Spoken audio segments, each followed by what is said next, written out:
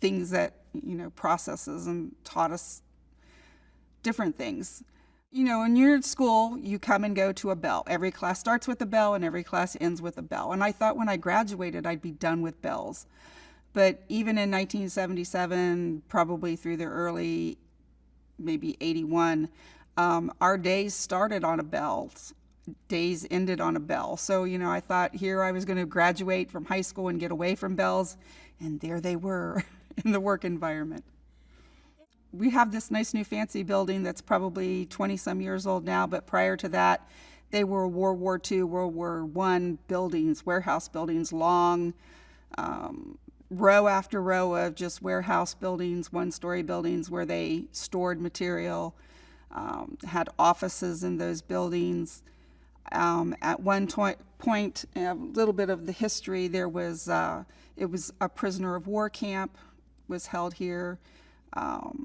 There was mortuaries during times of war where they would bring soldiers in on trains, because we had train tracks that came through the base.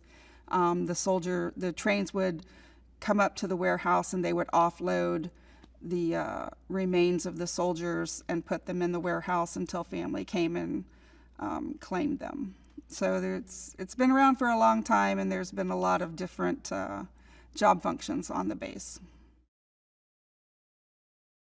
My very first position, I was sent to Building 4142. I sat at the end of a conveyor belt, and if a package came down the conveyor belt that didn't have a label, I had to grab it and then find out where it was supposed to go to and type a label for it. I started off in the typing pool. As I learned different things and got farmed out to different areas, I found that I liked supply a lot. So I applied for a position in the supply field. Got picked up as a GS3 supply tech. From there, I went to DRMR in the reutilization area and worked as a clerk typist, preparing the catalogs of merchandise that were sold at DRMO.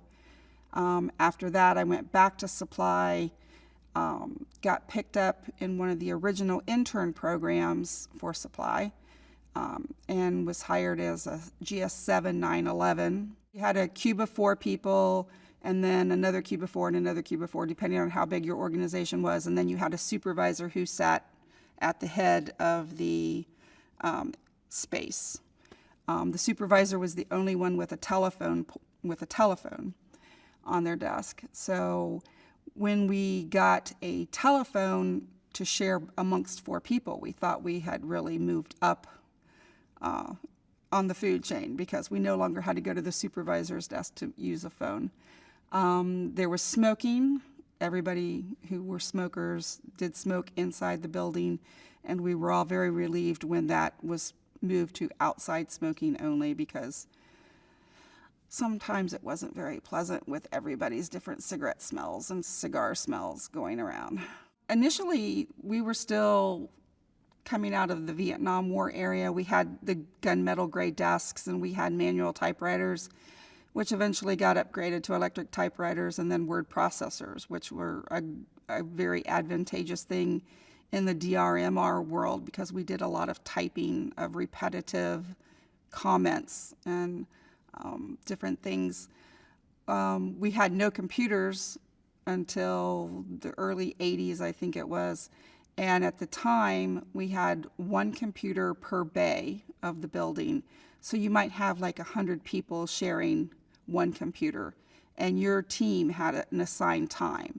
So if nobody from your team went and used the computer, then you lost your time. So you made sure somebody was on that computer to take advantage of it.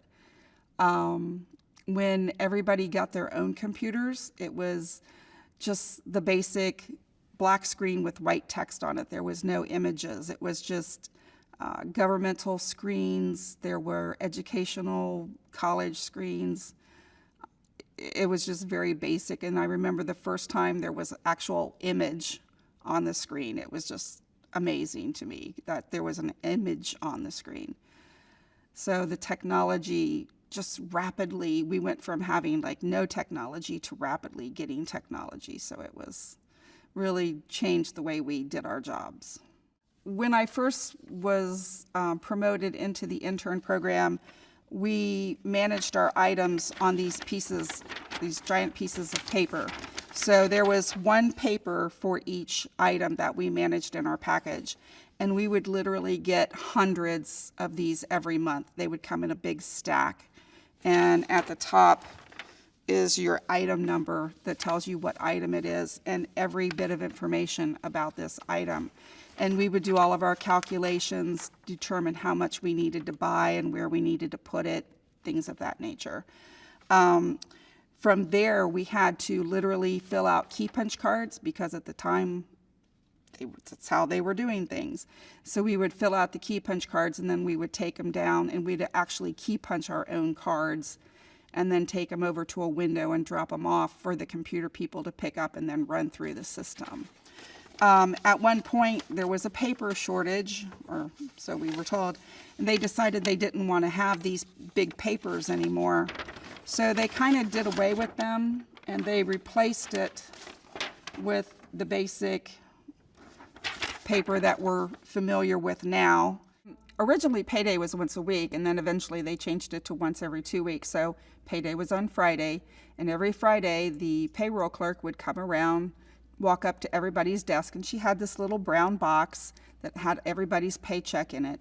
So when you knew she was coming around to your section, you always made sure you were at your desk so that you would be there to get your paycheck in your hand and not have to wait till Monday to get it.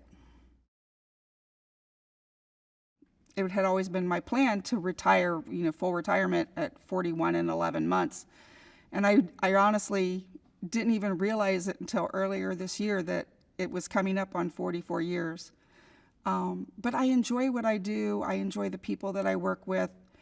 I have a great management team that I work with. And it's always been that way. It's, from day one, everybody that I've worked with has been awesome. I never really had any intentions of staying this long, but I never really wanted to be anywhere else either. If I was to see my typing teacher today, I would thank her for all of her efforts in getting us to be faster and better typists and for making us take that federal civil service test because it set me on a path for employment and life experiences that I never would have had otherwise.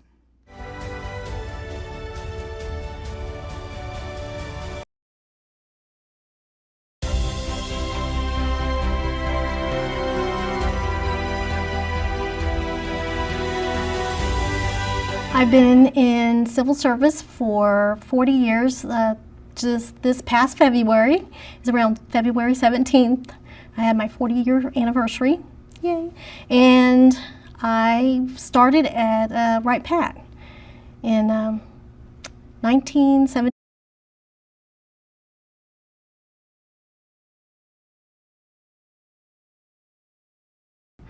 As a student summer hire.